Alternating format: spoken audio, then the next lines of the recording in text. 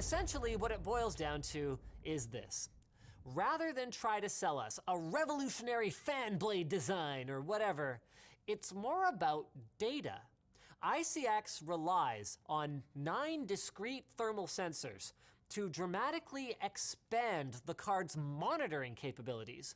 So in addition to the GPU, we now get readings for each bank of VRAM and the power delivery modules. The cooler can then take advantage of this sensor data to intelligently cool the entire card as needed, to the point of independently controlling its 2 fans. If, let's say, the GPU temps would allow a normal card to spin down, but the rear portion of the card was still hot. Pretty cool concept. And they've tacked on every other feature that they can think of as well, like the perforated heatsink fins, low power fans for additional GPU power budget, really you guys? And a backplate that EVGA says helps with cooling, a claim that seems to be in vogue these days. All of this, of course, culminating in the bold statement, play longer, overclock better. So how do we test these claims? In our possession is a brand new EVGA GeForce GTX 1080 Superclock 2 with an all-metal design with a die-cast backplate, a clean industrial aesthetic, the aforementioned perforated heatsink fins, and of course, ICX. As a superclocked card, this sits in the middle of EVGA's lineup with a 100 MHz bump over the reference design, and we'll be running it on our RGB test bench, so it's a Core i7 7700K at both out-of-the-box and overclocked speeds. Time for the fuzzy donut of death. Yes, Furmark's back, and so are the settings from the backplate benches. Stock settings save for the maxed out power and temperature targets. The results? Well, that's unsurprisingly the first interesting aspect of the ICX design. There are a lot of them. For the GPU, it was stable at 68 degrees centigrade, while the memory came in at 80 and the power delivery hit 81. All of this with no thermal throttling. Traditional tools like Furmark's integrated GPU temperature readout would have only shown us the 68 degree figure, which means that already ICX is doing its job. So then we gave it a tidy 100 MHz overclock to both core and memory, keeping in mind, of course, that the Superclock 2 is already overclocked out of the box, and went back to Tim Hortons for another fuzzy donut. And 68 degrees centigrade on the GPU, 80 for the memory, and 81 for the power delivery again. Zero throttling. I'm noticing a pattern here. The Superclock 2 ICX is a good card and measures up well to the Aorus that we checked out recently. But this sensor tech just doesn't really seem to do anything for performance directly. And under normal conditions, both fans go full blast when the card's working hard and sit idle when you leave it for a while. So why did they bother developing this? Where could it make a difference? Well, there are a couple of situations, one of which we caught on our thermal camera naturally.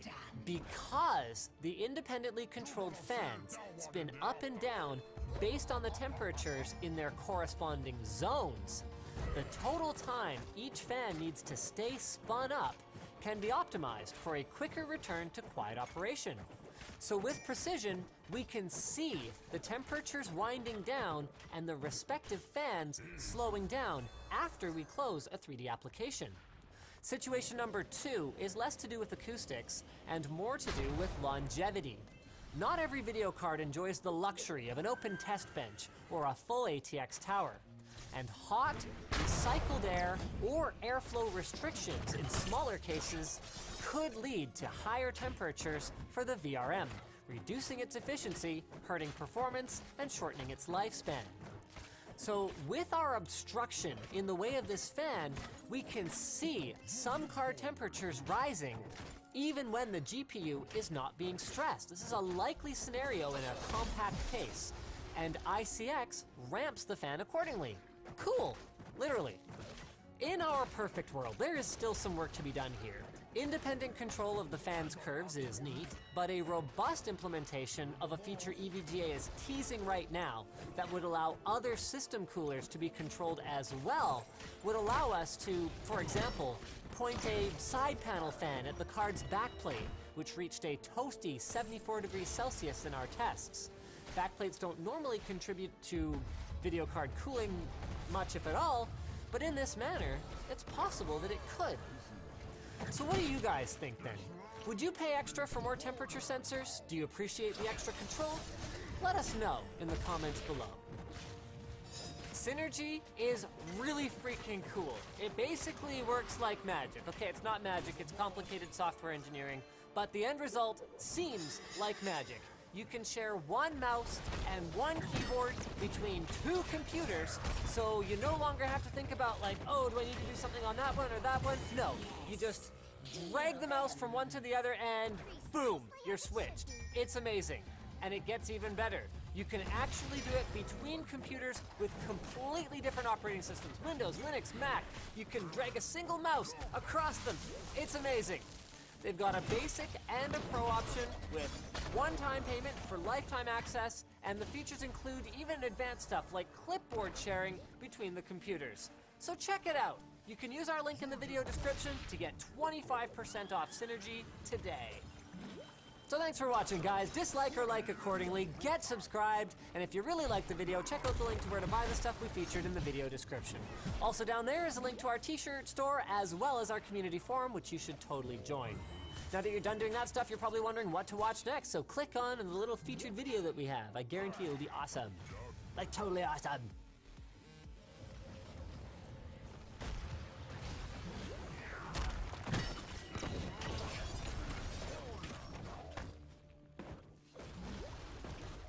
I have long dreamed of flight, to slip the surly bonds of earth and tumble, unfettered amongst the clouds, to gaze upon the earth as an angel or an albatross, to ascend into the frosty wind-swept glory of altitude.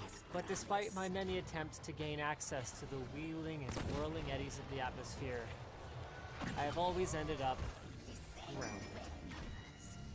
Which is why, when the power-up FPV arrived in the mail, I was beside myself. With its mounted Wi-Fi camera and Google Cardboard support, it claims to let you experience flight as if sitting in the cockpit of your very own paper airplane. At last, my chance to soar. Or so I hoped.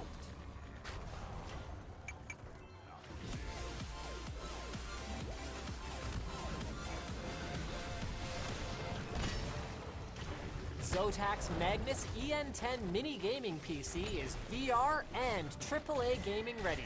Check it out at the link in the video description. Expectations were high opening the box. I couldn't wait to tear it open and start building my very own paper drone.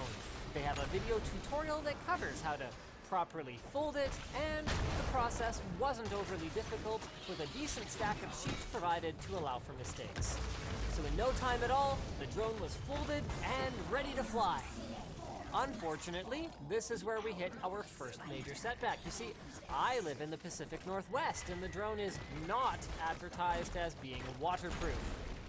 Once the skies cleared though, we downloaded the app, charged the drone, and set off to a nearby field to at last experience the joy of flight. Unfortunately, Tyler and his camera operator, being the inexperienced pilots that they are, didn't have a lot of luck with it. After fine-tuning their plane by moving the wing support bar back and adjusting the elevators, I didn't have any trouble getting it into the air, but it was still a pretty disappointing experience. Because it flies like a plane and not like a quadcopter, and because turning is handled by slowing one of the two propellers at the back of the skeleton, its turning radius is very wide if you don't want to lose a lot of altitude, since you've basically only got one motor running, which means not as much lift for the airfoil. So the FPV can only be used in wide open spaces. I would also recommend avoiding anything but soft terrain.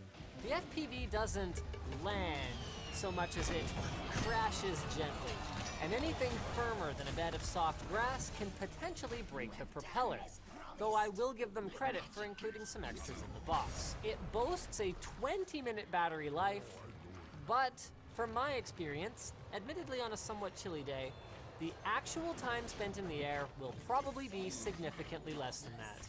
After a pre-flight video check, a false start, and some adjustments, a minute or so in the air, and then 10 minutes of following the, by the way, very helpful, loud beeping noise that it makes when it crashes through some blackberry bushes into the bank of a nearby stream, I was initially pleased to discover I still had 60% battery left. Great, let's go again, and as soon as I launched, it dropped to 45%, then seconds later, the low battery alert cut the motors, forcing me to land. But what's it like soaring through the air? Does it let you experience flight as if you were sitting in the cockpit of your very own paper airplane? I guess so. If the cockpit of your very own paper airplane is streamed over an ISDN connection with Vaseline smeared on the glass. This is actually my first-person flying experience in VR. And while the setup is simple and the where you look is where you go controls work great, provided you don't lean over too far, the app connectivity is flaky at best, and the choppy, poor quality video feed makes it quite difficult to orient yourself, making crashes pretty much inevitable.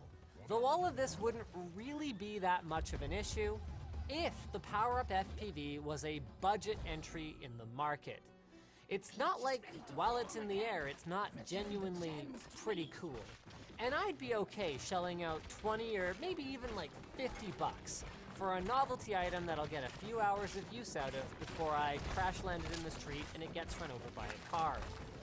But this drone is being sold at a retail price of $200, and I can get way more airborne entertainment for that kind of money.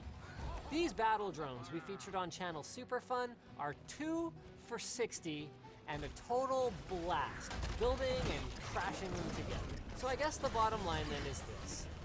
For its cost, and considering the plethora of other options on the market for flying toys right now, from cheap units to expensive high-end quadcopters, I'm just not really sure who the PowerUp FPV is supposed to appeal to. You know what's appealing? FreshBooks. FreshBooks has redesigned their cloud accounting software from the ground up to help freelancers and small business owners be more productive, more organized, and get paid faster. Spend less time fooling around with complicated accounting solutions and more time earning money and managing your business. You can send professional-looking invoices in less than 30 seconds. You can set up online payments with just a couple of clicks. You can take deposits so you're getting paid on your schedule. You can see when a client has seen your invoice, putting an end to the back and forth nonsense of, sorry, I haven't paid you yet. I guess I didn't see the email. Yes, you did see the email. So try out FreshBooks for 30 days for nothing by going to freshbooks.com/techtips and enter _techtips in the How Did You Hear About Us section. So thanks for watching, guys. Dislike if you disliked, but like if you liked. If you really liked, get subscribed and maybe consider checking out where to buy the stuff we featured, or maybe other stuff, I don't know, at the link in the video description. Also down there is our merch store, which has cool shirts like this one, and our community forum, which you should join. Now that you're done doing that stuff, you're probably wondering what to watch next, so click that little button to check out one of our other videos. Woo!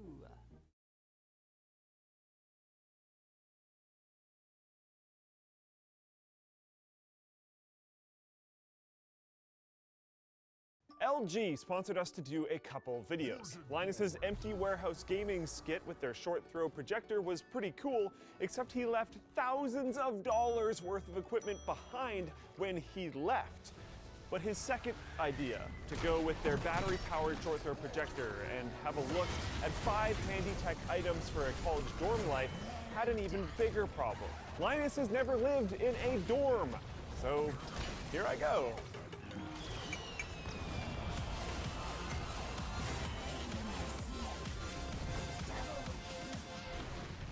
Let's start with item number 1, the Bose QC35 wireless headphones. One of the first things you'll notice about dorm life is the incredibly thin walls, and your neighbors in every direction are probably enjoying their first taste of life out from under their mom and dad's roof.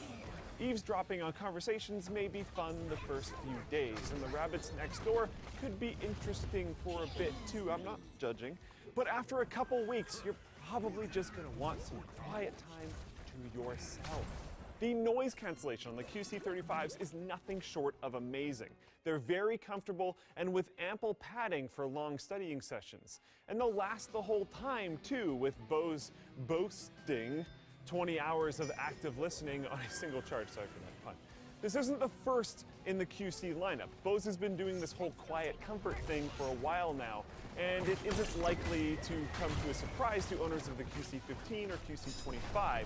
But the bottom line is QC35s are expensive, but undeniably awesome.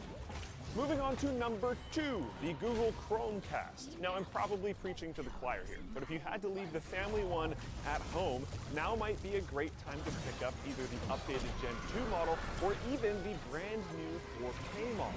Us millennials love to show each other internet memes and random videos.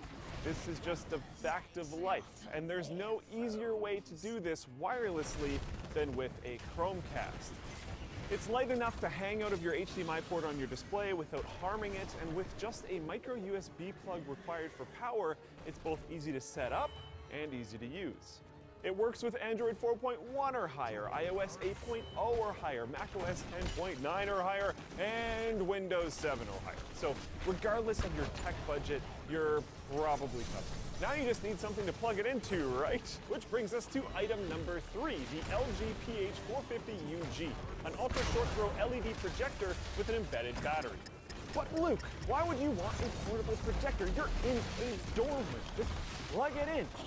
Okay, I hear that, but there's this concept. It's called leaving your dorm room. Now, I hadn't heard of it till recently. In my college years, I only left my dorm room for sustenance, education, or to do my laundry. But I do understand that certain Homo sapiens will venture outwards to gather and consume libations and participate in other various social activities. In such scenarios, one may gain higher social rank within the herd by showing up with a portable projector. It's even possible that such a scenario may lead to romance, or what I call popularity plus with a desirable mate. All right, all jokes aside, having a projector in your dorm would be badass, and the portability afforded to you by the built-in battery could be wildly useful. Bringing it along to a study group room that doesn't have a power plug is a much more elegant solution to sharing notes and collaboration. Its size makes moving it around easier than you'd expect, and like its bigger brother from our last video, it's ultra short throw, so you can get 40 inches of screen size just 2.9 inches away from the wall. And on the subject of studying, your dorm life and just being in post-secondary education in general will very possibly launch the biggest boom of incoming communication that you have ever experienced. Managing this will be distracting. Feeling your phone buzz, pulling it out, unlocking it, opening the right app, typing out some super hot fire memes to impress that person you like, ending up on Facebook for an hour when you were just gonna look at that one damn thing, which brings us to item number 4. The Logitech K780 multi-device keyboard can simplify this process. It's a Bluetooth keyboard with low-profile keys, so the typing experience is somewhat similar to a laptop, but that kind of thing is